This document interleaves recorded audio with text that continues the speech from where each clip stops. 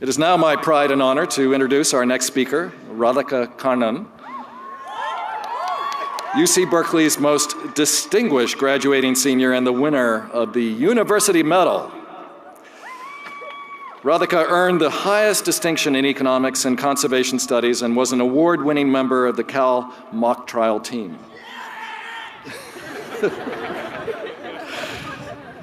Having grown up both in India and Singapore, two areas plagued by drought and floods, she developed a passion for environmental justice and hopes to help indigenous groups and farmers in India.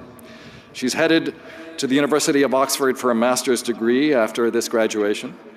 Underneath her academic success is a strong spirit driven by the sudden loss of her mother during her junior year here at Cal. Please join me in welcoming Radhika to the stage as she shares the lessons she learned from her ups and downs as a student here at Cal, but her triumphant survival and success as well. It's my great pleasure to welcome Radhika Kannan.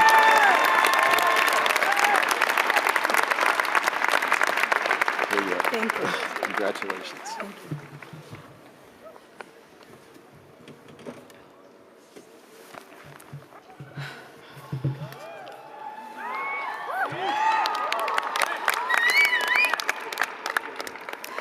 Thank you, Chancellor Dirks, or since the Chancellor also speaks my mother tongue, Mikka Nandri.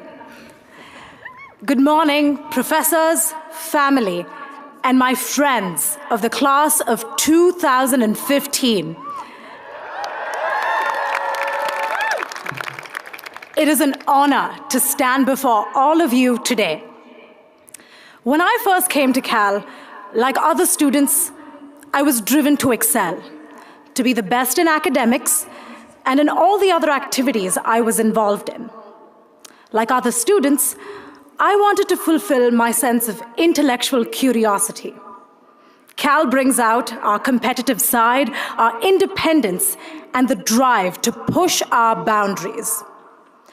As we leave college, those qualities will serve as well.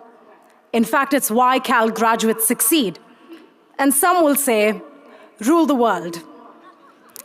It wasn't until later in my undergraduate career that I realized that happiness comes not just from academic success, but also from letting people into my life and reaching out to build support systems in my community. Feeling at home was not something that I expected when I came to college 8,000 miles away from where I was born and raised.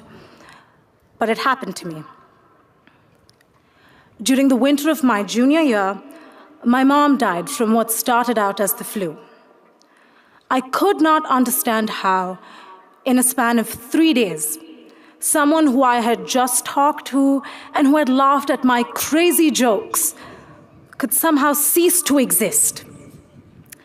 I learned that as much as I looked for answers for what had happened, some events in life are unpredictable and don't have clear answers. Coming back to college was one of the hardest things I've ever had to do. I felt my mother's passing in the smallest of details, from seeing freshmen moving in and remembering how she had flown in with me to help me do the same. Or something as mundane as hearing someone say they needed to call their mom. Among my group of friends, I began to feel like an outsider, someone who was incomplete. And to be honest, there are still times that I feel that way. But I had to accept that this was my new reality. I would not be able to call my mom about my bad days, my good news, or even that econometrics final, which I had studied so hard for, but still felt like I knew nothing. It was in one of those moments when I was emotionally at my lowest and really did not feel like facing college every single day that I understood that I had to let people in. I had been fiercely independent to the point where it was a source of pride for me not to ask for help. But I needed help. That was how I found another dimension to Cal, the people.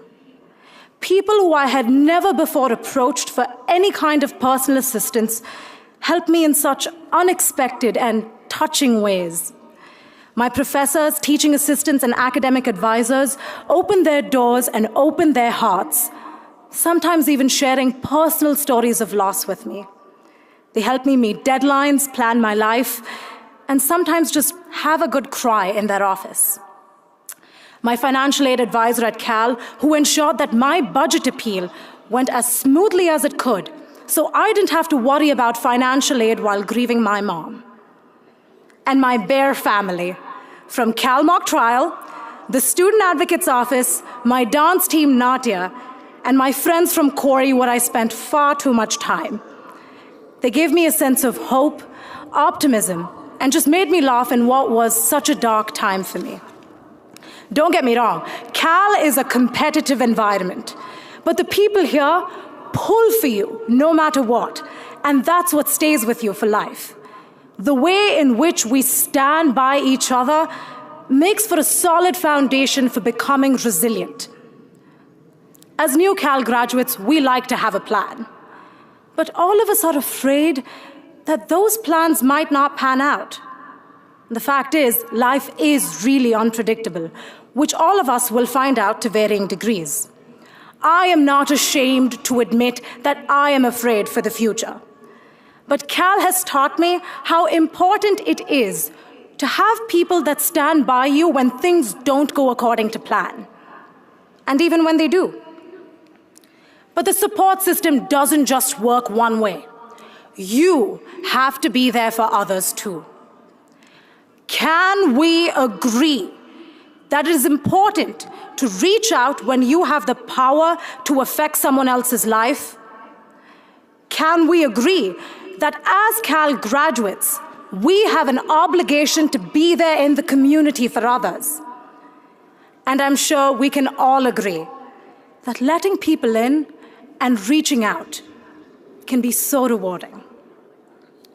Let's face it, we're going to need all the resilience and all the personal support that we can get.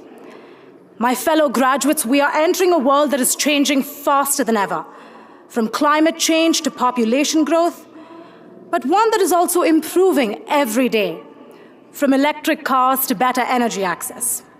We are the generation that will have to deal with it all. So I leave you with this final thought. I urge you to think about which communities you can let in and which communities you have the power and ability to affect. So thank you for your time. I hope you have a wonderful graduation with your family and friends, and I wish you all the very best for your future. To the class of 2015, go Bears! Go Bears!